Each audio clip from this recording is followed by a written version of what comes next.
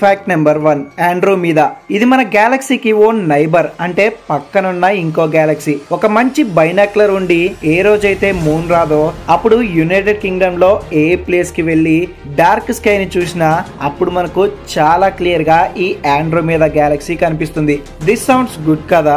మీరు ఈ గ్యాలక్సీని even binocular లేకపోయినా మన ఐస్ తో కూడా చూడొచ్చు, అంత క్లియర్ గా కనిపిస్తుంది. పర్టికులర్ గా ఈ అమావాస్య రోజు. నార్మల్ గా మనం ఈ గ్యాలక్సీని చూడాలి అంటే మనకు మంచి స్టార్ గేజింగ్ లొకేషన్, ఓ పవర్ఫుల్ టెలిస్కోప్ ఉంటే గానీ చూడలేం. ఒకవేళ కనిపించినా అది అంత క్లియర్ గా ఉండకపోవచ్చు. మొత్తానికైతే యునైటెడ్ కింగ్డమ్ నుండి ఈ ఆండ్రోమీదా గ్యాలక్సీ కనిపించే వ్యూ మైండ్ బ్లోయింగ్ గా ఉంటుంది. మరి మీలో ఎంతమంది మన లాస్ట్ ఎపిసోడ్ లో స్టార్ గేజింగ్ ఫ్యాక్ట్ ని చూశారు? ఇంకా చూడకపోతే ఈ వీడియో అయ్యాక ఎండ్ స్క్రీన్ లో ఆ వీడియో కూడా ఉంటుంది, అక్కడ నుండి చూసేయండి. Fact number 2, Norway. ఇక్కడ ఓ ప్లేస్ ఉంది, ఇక్కడ ఎవరు చనిపోకూడదు ఇలా అని అక్కడి గవర్నమెంటే నోటీస్ జారీ చేసింది. నేను చెప్తున్న ఆ విలేజ్ లాంగ్ ఇయర్ బేన్. ఇక్కడ గత కొన్ని సంవత్సరాలుగా కాదు 1950 నుండి ఇప్పటి వరకు చనిపోయిన వారి బాడీస్ డికంపోజ్ అవ్వలేదు. ఐ మీన్ మట్టిలో కలిసిపోలేదు. దీనంతటికీ కారణం ఇక్కడి వెదర్. మనకు తెలిసిందే, ఐస్ లో ఏదైనా అంత త్వరగా పాడవవు. సేమ్ ఇదే ఇక్కడ కూడా జరిగింది. అండ్ ఆ చనిపోయిన ప్రతి ఒక్కరికి సిమెంట్రీస్ కట్టాలి, ఇంకా చనిపోతున్న వారికి కూడా కట్టాలి. దీనివల్ల అక్కడి ల్యాండ్ మొత్తం ఈ సిమెంట్రీస్ తో ఎక్కడ పూర్తిగా నిండిపోతుందేమో అన్న భయంతో ఇక్కడి గవర్నమెంట్ ఈ లాని ఇంప్లిమెంట్ చేసింది. అండ్ ఈ విలేజ్ ఉంది నార్వేలో. Fact number 3, Julian Melchiorri. ఇతను తన స్కూలింగ్ స్టేజ్ నుండే తన టైం ని ఏదో ఒక ఇన్వెన్షన్ చేయడానికి ఖర్చు పెట్టేవాడు. తనకి మొదటి నుండి బయోమిమిక్ లో ఏదో సాధించాలి అని బాగా ఉండేది. అప్పుడు ఇతను ఓ ఆస్ట్రేలియన్ యూనివర్సిటీ కండక్ట్ చేస్తున్న ఇంటర్నేషనల్ స్టడీ ప్రాజెక్ట్ లో పాల్గొన్నాడు. ఇక్కడ తనేంటో ప్రపంచానికి ప్రూవ్ చేశాడు. ఇక ఇతను కనుగొన్నది ఓ ప్లాంట్ లీఫ్. అవును, తను ఆర్టిఫిషియల్ సిల్క్ లీఫ్ ని తయారు చేశాడు. ఈ లీఫ్ అన్ని లీవ్స్ లానే కార్బన్ డైఆక్సైడ్ ని తీసుకొని ఆక్సిజన్ ని ఎన్విరాన్మెంట్ లోకి రిలీజ్ చేస్తుంది. అలానే ఇది ఫోటోసిన్సిస్ ప్రాసెస్ ని కూడా చేయగలదు. ప్రస్తుతం జూలియన్ ఇన్వెన్షన్ చాలా ఆర్కిటెక్చర్ బేస్డ్ కంపెనీస్ అవి డిజైన్ చేయబోయే ఇళ్లకు ఈ సిల్క్ లీవ్స్ ని యూజ్ చేసి వాటిని గ్రీన్ స్ట్రక్చర్స్ గా మార్చడానికి వాడుతున్నాయి. అండ్ ప్రెసెంట్ జూలియన్ తనకంటూ ఓ ఓన్ కంపెనీని స్థాపించాడు. అండ్ అతనే దానికి CEO కూడా. అండ్ ఆ కంపెనీ నేమ్ ఆర్బోరియా. ఫ్యాక్ట్ నెంబర్ 4, కొంతమంది లంగ్ ఫెయిల్యూర్ అయినప్పుడు, ఎయిర్వే బ్లాక్ అయినప్పుడు వారు బ్రీతింగ్ సరిగా తీసుకోలేరు. అప్పుడు వారికి బ్లడ్ లో ఆక్సిజన్ లెవెల్స్ పడిపోయి హార్ట్ కి ప్రాబ్లం అయ్యే ప్రమాదం ఉంది. దీనివల్ల వారు చనిపోవచ్చు కూడా. ఇలాంటి సిచ్యువేషన్స్ లో కూడా ఈ ప్రాబ్లం ఉన్న వారిని కాపాడడానికి బోస్టన్ చిల్డ్రన్ హాస్పిటల్ కి చెందిన కొంతమంది రీసెర్చర్స్ ఓ tiny gas filled micro particle ని తయారు చేశారు. దీనిని ఇంజెక్షన్ రూపంలో బ్లడ్ స్ట్రీమ్ లోకి పంపుతారు. ఇది బ్లడ్ ని ఆక్సిజనేట్ చేసి పేషెంట్స్ ని కాపాడుతుంది. అట్లీస్ట్ తనకు సర్జరీ జరిగేంత వరకైనా. అమేజింగ్ కదా. ఫ్యాక్ట్ నెంబర్ 5, ఇప్పుడు నేను మీకు కొన్ని ప్లేసెస్ ని చూపిస్తాను, చూడండి. ఇక్కడ కనిపిస్తున్న ఈ ఇమేజెస్ అన్నింటిలో క్యాచీ థింగ్ ఇక్కడి క్లౌడ్స్. ఏవైతే మనం ఇండియాలో చూడలేనివి, మన క్లౌడ్స్ కన్నా డిఫరెంట్ వి. ఇక ఈ క్లౌడ్ ని మమాటస్ క్లౌడ్స్ అంటారు. ఇవి చూడడానికి మొక్కజొన్న గింజల్లా ఉంటాయి. అయితే చాలా మంది అమెరికన్స్ ఈ మమాటస్ క్లౌడ్స్ ఫామ్ అయినప్పుడు వారు చాలా భయపడుతుంటారు. కారణం ఇవి ఎక్కడైతే ఫామ్ అవుతాయో అక్కడ టోర్నడోస్ వచ్చే ప్రమాదం ఉంది అని. ఈ క్లౌడ్స్ మీద చాలానే రీసెర్చెస్ జరిగాయి, కానీ అవేవి ఇవి ఎందుకు ఫామ్ అవుతాయో స్టిల్ ఇప్పటికీ పూర్తిగా చెప్పలేకపోయాయి. అండ్ అమెరికన్స్ అలా భయపడడానికి రీజన్ కూడా ఇంటర్నెట్ లో పబ్లిష్ అయిన ఫేక్ ఆర్టికల్స్ వల్లనే. బట్ సైంటిస్ట్ ఈ మెమోటస్ క్లౌడ్స్ మీద కొన్ని స్టేట్మెంట్స్ చేశారు. ఈ క్లౌడ్స్ 2 కండిషన్స్ లో మాత్రమే ఫామ్ అవుతాయి. ఒకటి టోర్నడోస్ వచ్చి వెళ్ళిపోయాక, రెండోది యాష్ వాల్కనోస్ ఉన్న రీజియన్ లో మాత్రమే అని. So that was the info about mammatus clouds. Fact number 6, మనమంతా ఇప్పటి వరకు black, brown and white rabbits ని మాత్రమే చూసాం. ఫర్ ద ఫస్ట్ టైం నేనైతే బ్లూ ర్యాబిట్స్ ని చూశాను. రియల్ గా కాదులేండి, ఇమేజెస్ రూపంలోనే. అండ్ ఇవే ఆ బ్లూ ర్యాబిట్స్. ఈ ర్యాబిట్స్ గురించి ఇంటర్నెట్ లో వెతికినప్పుడు ఇవి సహజంగా పుట్టినవి కాదు, 2 బ్రీడ్స్ ని కలిపితే పుట్టినవి అని తేలింది. లూయిస్ హెచ్ సాలిబరీ అనే అతను 1917లో 2 బ్రీడ్స్ ని యూజ్ చేసి ఈ బ్లూ ర్యాబిట్స్ కి ప్రాణం పోశాడు. ఇక్కడే మ్యాజిక్ ఉంది. కానీ స్టిల్ ఇప్పటిదాకా అప్పుడు తను ఈ ర్యాబిట్స్ లో ఏ బ్రీడ్స్ ని యూజ్ చేశాడో చెప్పలేదు. ఇకపై తెలియకపోవచ్చు కూడా. సారీ, ఈ బ్లూ ర్యాబిట్స్ ఎక్కడున్నాయో చెప్పలేదు కదా. వీటిని మనం అమెరికాలో చూడొచ్చు.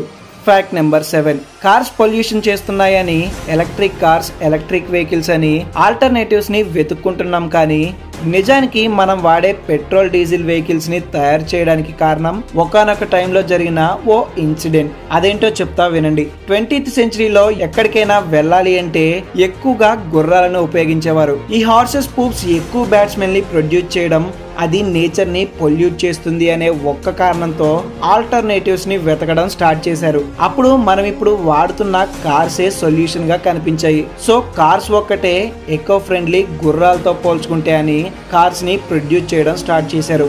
అండ్ ఇప్పుడు ఈ కార్సే నేచర్ కి బిగ్ థ్రెట్ అనేంత వరకు వచ్చాయి.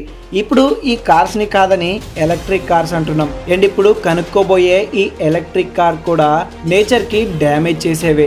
నార్మల్ గా ఎలక్ట్రిసిటీ ప్రొడ్యూస్ అవ్వాలి అంటే వరల్డ్ వైడ్ గా బిలియన్ టన్స్ ఆఫ్ కోల్ ని బర్న్ చేయాలి. మరి ఆ కోల్ రావాలి అంటే ఎర్త్ని డిగ్ చేయాలి. అప్పుడు ఈ ఎలక్ట్రిక్ కార్స్ ఎలా ఎకో ఫ్రెండ్లీ అవుతాయి? చూద్దాం ఏమవుతుందో. Fact number 8. ఎప్పటి నుండో బంగ్లాదేశ్ అండ్ ఇండియాకి ఓ ఐలాండ్ గురించి మినీ వార్స్ జరుగుతున్నాయి. వార్ కూడా కాదు, ఓ చిన్న డిస్ప్యూట్. బే ఆఫ్ బెంగాల్లోని న్యూమోర్ అనే ఓ ఎంటీ ఐలాండ్ ని మాది అని బంగ్లాదేశ్, లేదు ఈ ఐలాండ్ మాది అని ఇండియా పోటీ పడుతుండగా బంగ్లాదేశ్ అక్కడికి తమ మిలిటరీని పంపింది. ఆ తర్వాత ఇండియా ఆగుతుందా? ఇండియా కూడా మిలిటరీని పంపింది. ఇలా ఈ 2 దేశాల మధ్య గొడవలు జరగడంతో ఈ ఐలాండ్ ఇష్యూని యునైటెడ్ నేషన్స్ యుఎన్ఓ దగ్గరకు తీసుకెళ్లారు. కానీ యుఎన్ఓ దీనికి సొల్యూషన్ ఇచ్చేలోపే గ్లోబల్ వార్మింగ్ ఈ డిస్ప్యూట్ ని సాల్వ్ చేసేసింది. ఎలా అంటే ఓ పెద్ద వేవ్ ఆ ఐలాండ్ మొత్తాన్ని ముంచేసింది. అండ్ ఇప్పుడు ఆ ప్లేస్ లో ఆ ఐలాండ్ కూడా లేదు. సో ఫైనల్ గా 30 ఏళ్లుగా జరుగుతున్న గొడవలు నేచర్ కి కూడా నచ్చలేదేమో, సెకండ్స్ లో ఐలాండ్ ని ముంచేసింది. Fact number 9.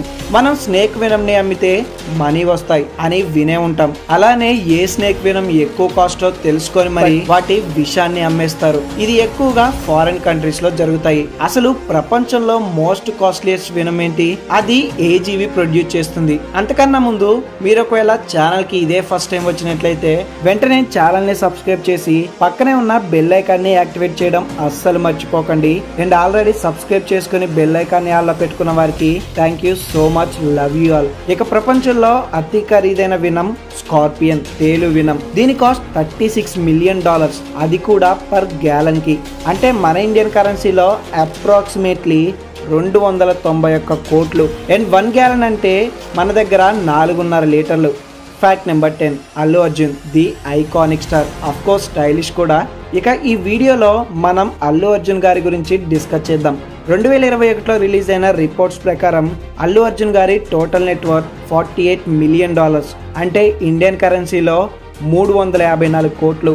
And Allu Arjun గారి ఆహా అదే ఓటీటీ ప్లాట్ఫామ్ నుండి, అడ్వర్టైజ్మెంట్స్ నుండి, మూవీ రెమ్యూనరేషన్స్ తో కలుపుకొని ఇయర్ కి 25 కోట్ల వరకు సంపాదిస్తారు. ఇక అల్లు అర్జున్ గారు మంత్ కి 3 కోట్ల వరకు సంపాదిస్తారు. అండ్ ఒక్కో మూవీకి తను 12 నుండి 15 కోట్ల రెమ్యూనరేషన్ వరకు తీసుకుంటున్నారు. So that was the info about Allu Arjun and his network. Fact number 11. Universe ని ఎక్స్ప్లోర్ చేసే ప్రాసెస్ లో ఆస్ట్రానమర్స్ కి బ్లాక్ హోల్స్ ఎక్కడెక్కడ ఉన్నాయో కనుక్కోవాలనిపించింది. వారు ఎక్స్పెరిమెంటల్ గా ఓ టెక్నాలజీని డెవలప్ చేశారు. ఆ టెక్నాలజీని యూజ్ చేసి బ్లాక్ హోల్స్ నుండి వచ్చే లోయెస్ట్ ఫ్రీక్వెన్సీస్ తో మినీ బ్లాక్ హోల్స్ లొకేషన్స్ ని డిటెక్ట్ చేయొచ్చు. బట్ ఆ టెక్నాలజీ పూర్తిగా ఫెయిల్ అయింది. కానీ కొన్ని సంవత్సరాలకు ఆ ఎక్స్పెరిమెంట్ పూర్తిగా ఫెయిల్ అవ్వలేదు, పార్షియల్లీ మాత్రమే ఫెయిల్ అయింది అని అన్నారు. దీనికి రీజన్ అది ఫెయిల్ అయినప్పుడు దాని నుండి కొన్ని లో ఫ్రీక్వెన్సీ వేవ్స్ వెలువడ్డాయి. ఆ వేవ్స్ నుండి పుట్టిందే ఇప్పుడు మనం వాడుతున్న వైఫై కాన్సెప్ట్. సో అలా వైఫైని బిల్డ్ చేశారు. Fact number 12. మన కంటికే జూమ్ చేసే పవర్ ఉంటే అది కూడా 1 2 కాదు 3x zoom, like mobile cameras లా. ఆహా, వినడానికి అమేజింగ్ లా ఉంది కదా. ఇది నిజంగానే జరగబోతుంది. చాలా కంపెనీస్ టెలిస్కోపిక్ లెన్స్ పై వర్క్ చేస్తున్నాయి. అవి ఇదిగో ఇలా ఉంటాయి. ఈ లెన్స్ ని మన ఐస్ కి పెట్టుకుంటే చాలు, మనం మన కళ్ళని కూడా జూమ్ చేయొచ్చు. అమేజింగ్ ఫ్యాక్ట్ ఏంటో చెప్పనా, ఇదే కానీ సక్సెస్ అయితే మనం మూన్ సర్ఫేస్ ని, సోలార్ సిస్టమ్ లోని ఆస్ట్రాయిడ్స్, హెవీ ప్లానెట్స్ ని, ఈవెన్ మన ఫస్ట్ ఫ్యాక్ట్ లో చెప్పుకున్న ఆండ్రోమేదా గ్యాలక్సీని కూడా చూడొచ్చు, అది కూడా క్లియర్ గా. బై ద బై, మీలో ఎంతమంది ఇలా కళ్ళతో ప్లానెట్స్ ని చూడాలి అనుకుంటున్నారు, అది కూడా భూమి నుండి? జస్ట్ ఈ ఎమోజిని కామెంట్ చేయండి. Fact number 13. 1985లో ఓ స్మగ్లర్ ఎయిర్ప్లేన్ లో ట్రావెల్ చేస్తూ తన దగ్గర ఉన్న 4 kgs కొకైన్ ని కిందకు విసిరేశాడు. అది నేరుగా జార్జియాలోని చట్టహోచి నేషన్ ఫారెస్ట్ లో పడింది. అది ఆ ఫారెస్ట్ లోని ఓ బ్లాక్ బియర్ కి దొరికింది అండ్ అది ఆ కొకైన్ మొత్తాన్ని తినేసింది. తర్వాత అడవి మొత్తం పిచ్చి పిచ్చిగా గంతులేస్తూ ఒకానొక టైంలో పెద్దగా అరుస్తూ మ్యాసివ్ ఓవర్ డోస్ కారణంగా చనిపోయింది. తర్వాత అక్కడి ఫారెస్ట్ ఆఫీసర్స్ దాన్ని కనుగొని దాన్ని షోకేస్ లా పెట్టి ది కొకైన్ బీర్ గా ట్యాగ్ తగిలించారు. Fact number 14. కొద్దిసేపు రాకెట్ ని మర్చిపోండి. 2024లోగా అమెరికాకు చెందిన స్పేస్ ప్రొస్పెక్టివ్ అనే ఓ కంపెనీ ఓ ఇన్సేన్ స్పేస్ బెలూన్ ని తయారు చేయబోతుంది. అండ్ ఈ స్పేస్ బెలూన్ ప్యాసింజర్స్ ని స్పేస్ లోకి తీసుకువెళ్లి మన ఎర్త్ కర్వేచర్ ని చూడగలిగే అద్భుతమైన ఆపర్చునిటీని మనకు ఇవ్వబోతుంది. సో ఈ స్పేస్ ట్రిప్ అన్ని కమర్షియల్ స్పేస్ ఫ్లైట్స్ లా 11 నిమిషాల్లోనే ఎండ్ అవ్వదు. ఇది లిటిల్ బిట్ స్లోయే అయినా మనకు మాత్రం మంచి ఎక్స్పీరియన్స్ ని ఇవ్వబోతుంది. యాక్చువల్ గా ఈ ట్రిప్ 6 hours ఉంటుంది. ఇప్పుడు మనం ఈ స్పేస్ బలూన్ ట్రావెల్ ఎలా ఉండబోతుందో తెలుసుకుందాం. స్పేస్ ప్రాస్పెక్టివ్ కంపెనీ ప్రకారం ఈ ట్రావెల్ లో కేవలం 7 ప్యాసింజర్స్, ఒక పైలట్ మాత్రమే ఉంటారు. ముందు మీకు ఎయిర్ బెలూన్ లో ఎలా ఉంటుంది, పైకి వెళ్తున్న కొద్దీ ఎలాంటి కాన్సిక్వెన్సెస్ ఎదురవుతాయి, మనం వాటిని ఎలా ఓవర్కమ్ చేయాలి అనే విషయాలను 1 hour పాటు ట్రైన్ చేస్తారు. ఇక మనం ట్రావెల్ చేయబోయే బెలూన్ సైజ్ ఒక ఫుట్బాల్ స్టేడియం అంత పెద్దగా ఉంటుంది. దీనికి కనెక్టెడ్ గా నెప్ట్యూన్ స్పేస్ క్యాప్సూల్ ని యూజ్ చేస్తారు. అది ఇలా ఉంటుంది. ఈ స్పేస్ క్యాప్సూల్ లోనే ప్యాసింజర్స్ అయినా మనం ట్రావెల్ చేయబోయేది. ఇక ఎయిర్ బెలూన్ ట్రిప్ స్టార్ట్ అయింది. బెలూన్ గాల్లోకి ఎగిరిన 2 గంటలకు అది వెళ్లే 19 కిలోమీటర్ల స్పీడ్ ప్రకారం భూమి నుండి 30 కిలోమీటర్ల ఎత్తు వరకు తీసుకెళ్తుంది. ఆ తర్వాత మనం స్ట్రాటోస్ఫియర్ నుండి ఎర్త్ వ్యూ ని చాలా బాగా ఎంజాయ్ చేయొచ్చు. నెక్స్ట్ 2 hours ట్రావెల్ లో నార్మల్ గా కమర్షియల్ ప్లేన్స్ వెళ్లే ఆల్టిట్యూడ్ కన్నా చాలా ఎత్తు వరకు ఈ బెలూన్ మనల్ని తీసుకెళ్తుంది. ఇప్పుడు కనిపిస్తుంది అందమైన ఎర్త్ పారాబోలిక్ షేప్ అండ్ మనల్ని ఆ హైట్ లో ఎర్త్ బ్యూటీని కంప్లీట్ గా ఫీల్ అయ్యేంత వరకు ఉంచి అక్కడ నుండి మళ్ళీ మనం కిందకు ట్రావెల్ చేయాలి, రిటర్న్ అవ్వాలి. ఇక చిన్నగా బెలూన్ లోని గ్యాస్ ని వదులుకుంటూ క్యాప్సూల్ ని కిందకి దించుతూ ప్యాసింజర్స్ ని పారాషూట్ సహాయంతో సేఫ్ గా ల్యాండ్ చేస్తారు. ఈ మొత్తం ట్రిప్ కి 6 గంటల 37 నిమిషాల టైం పడుతుంది. ఈ ట్రిప్ కి వారు $125,000 ని చార్జ్ చేస్తారు. అంటే మన ఇండియన్ కరెన్సీలో రౌండ్ ఫిగర్ గా 94 లక్షలు. ఈ కాస్ట్ ని వీరు ముందు తగ్గించడానికి ప్రయత్నిస్తున్నారు అని కొన్ని అఫీషియల్ న్యూస్ ని కూడా అనౌన్స్ చేశారు. ఫైనల్ గా ఎవరైతే పై నుండి చూడాలి అనుకుంటున్నారో వారికి ఈ స్పేస్ బెలూన్ ట్రావెల్ ఖచ్చితంగా ఓ amazing opportunity. That was the info about space balloon travel. ఇక వీడియోని ఎండ్ చేసే ముందు మీకు బోనస్ టిప్. చాలా స్టడీస్ లో చదువుకునేటప్పుడు చాక్లెట్స్ ని తింటూ చదవడం అనేది స్టూడెంట్ కి ఎక్కువ ఇన్ఫర్మేషన్ ని గుర్తు పెట్టుకునే క్యాపబిలిటీని ఇస్తుంది అని ఓ రీసెర్చ్ లో తేలింది. సో మరీ ఎక్కువ కాకుండా ఒక 2 చాక్లెట్స్ ని తింటూ చదవడానికి ట్రై చేయండి. ఆగండి, వీడియోని ఇక్కడ వరకు చూసి ఇంకా లైక్ చేయకపోతే వెంటనే లైక్ చేసి ఈ వీడియోని మీ ఫ్రెండ్స్ కి షేర్ చేయండి. ఇది నా కోసం. అండ్ సబ్స్క్రైబ్ చేసుకొని ఆల్లో పెట్టుకోవడం మాత్రం మర్చిపోకండి. Love you all. Signing off. Take care. By.